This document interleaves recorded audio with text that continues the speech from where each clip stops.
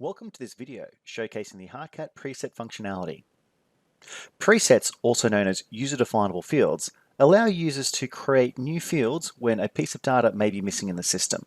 In this example, we're going to be adding a new field called replacement date to an existing computer preset class in the system, and then reviewing the asset record. To do this, we can easily go to Configuration, Preset Classes, and review our list of preset classes. We can go to our desktop laptop, Questions, and we can create a new question in the list and we'll call it replacement date. We can choose the data type date and then press OK.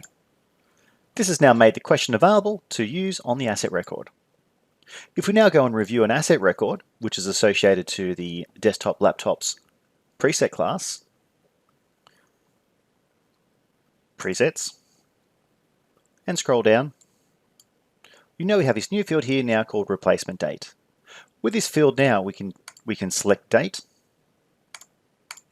and by having this field in the system now populated, we can also now search on this field. We can easily do this by selecting our preset class, and then selecting replacement date as our field to search against. Now that we have this field replacement date available to us, we can easily add it to our grid to view it on our grid screen.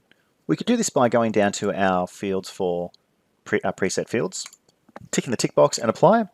This has now added the replacement date column to our grid screen. As we can see here, our replacement date field is available to see. Alternatively, we can also search on this field very easily by doing replacement date, clicking plus, and then choosing our different fields that we can use to search against.